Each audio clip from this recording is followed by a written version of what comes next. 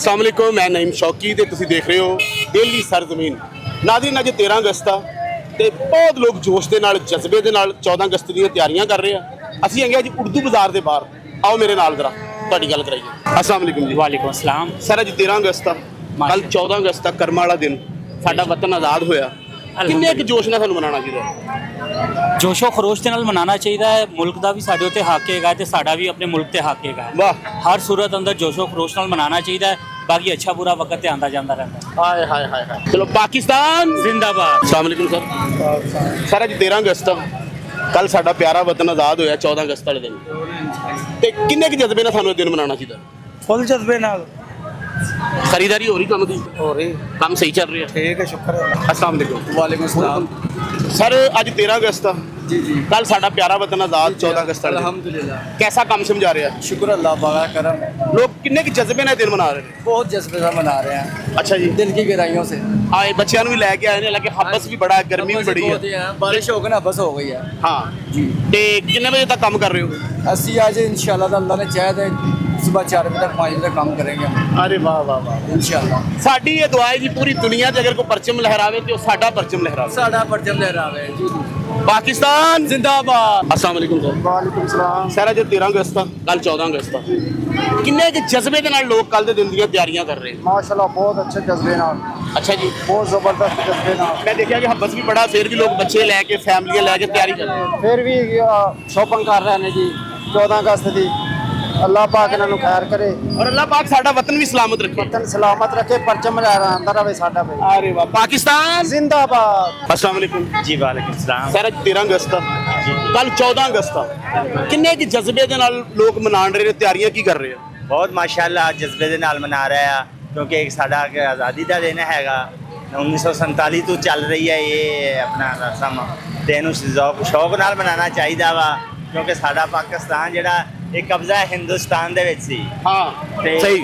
ਉਹਦੇ ਵਿੱਚੋਂ ਆਜ਼ਾਦੀ ਸਾਨੂੰ ਮਿਲੀ ਆ। ਸਾਡੇ ਆਪਣਾ ਮਾਸ਼ਾਅੱਲਾ ਕਾਇਦੇ ਆਜ਼ਮ ਔਰ ਆਪਣਾ ਇਲਾਮਾ ਇਕਬਾਲ ਨੇ ਸਾਨੂੰ ਆਜ਼ਾਦੀ ਦਿਲਵਾਈ ਆ, ਤੇ ਸਾਡੇ ਵਾਸਤੇ ਬੜਾ ਖੁਸ਼ੀ ਦਾ ਦਿਨ ਆ।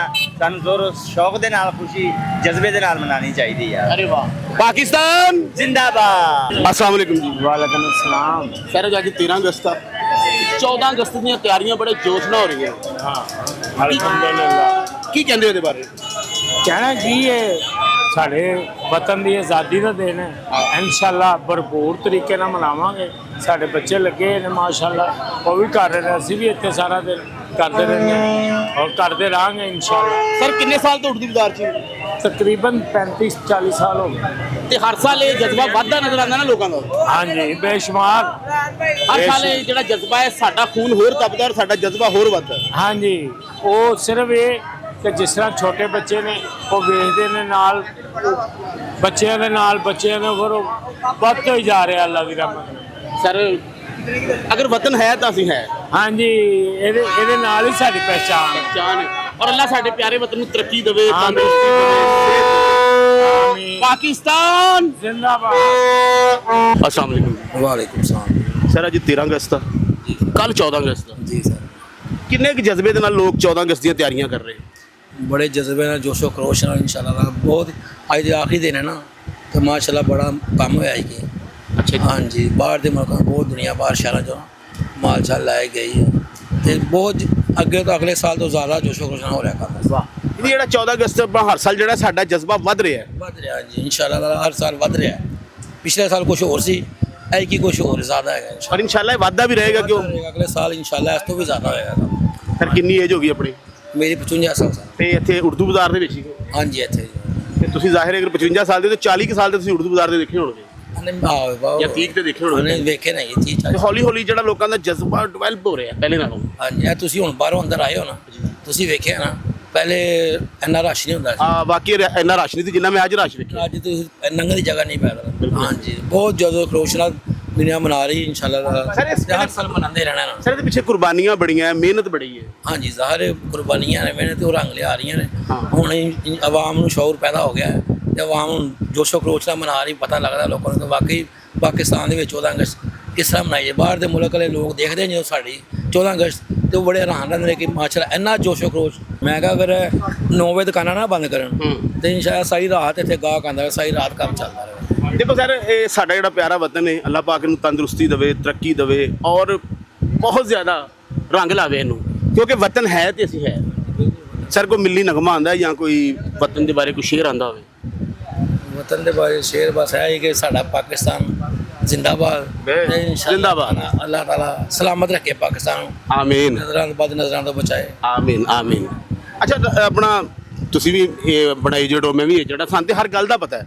ਜਿਹੜੇ ਸਾਡੇ ਬੱਚੇ 7-7 ਸਾਲ ਦੇ ਨੇ ਜਾਂ 5-5 ਸਾਲ ਦੇ ਜਿਹੜੇ ਵੇਖ ਰਹੇ ਨੇ ਸਾਡਾ ਵੀਡੀਓ, ਉਹਨਾਂ ਵਾਸਤੇ ਇੱਕ ਸਵਾਲ ਹੈ ਕਿ ਸਾਡਾ ਪਿਆਰਾ ਵਤਨ ਕਿਹਨਾਂ ਨੇ ਬਣਾਇਆ? कायदे बनाए मुगल ਸਾਡਾ ਕੌਮੀ ਤਰਾਨਾ ਕਿਹਨਾਂ ਨੇ ਲਿਖਿਆ ਹੈ? हफीज रंजी साहब ने। ਅਰੇ ਥੈਂਕ ਯੂ। ਔਰ ਸਾਡਾ ਜਿਹੜਾ ਪਿਆਰਾ ਵਤਨ ਹੈ, ਇਹਦਾ ख्वाब ਕਿਹਨਾਂ ਨੇ ਦੇਖਿਆ? अल्लामा इकबाल ने देखा ਲਾਮਾ ਇਕਬਾਲ ਸਾਹਿਬ ਨੇ। ਔਰ ਸਾਡਾ ਪਿਆਰਾ ਵਤਨ ਬਣਾਇਆ ਕਿਹਨਾਂ ਨੇ? बनाया अपने कायदे अनुसार। अरे अरे थैंक यू सर, शुक्रिया। पाकिस्तान जिंदाबाद। अस्सलाम वालेकुम सर। जी बात सर आज 13 अगस्त है, कल 14 अगस्त है, साडा प्यारा वतन आज़ाद होया। किन्ने के जज्बे ना मना रहे हो? ਫੁੱਲ ਜੋਸ਼ੋ ਕਰੋਏ ਨਾਲ ਜੀ। अच्छा जी, ਫੁੱਲ ਜੋਸ਼ੋ लग रहा है सर। ਜੀ ਫੁੱਲ ਜੋਸ਼ੋ ਕਰੋਏ ਆਪਣੇ ਬੱਚੇ ਵੀ ਤੇ ਆਪ। सर एक दिन ही बड़ा कर्मा वाला भागां वाला सूरज चढ़िया कि ਅਸੀਂ आज़ाद हो गए। ਹਾਂਜੀ ਹਾਂਜੀ ਬਿਲਕੁਲ। मेरे हिसाब नाल इस तो बड़ा दिन कोई नहीं हो सकता। ਕੋਈ ਨਹੀਂ ਦਿਨ ਨਹੀਂ ਹੈ ਇਸ ਤੋਂ ਵੱਡਾ, ਕਿਉਂਕਿ ਅਸੀਂ ਆਜ਼ਾਦ ਹਾਂ।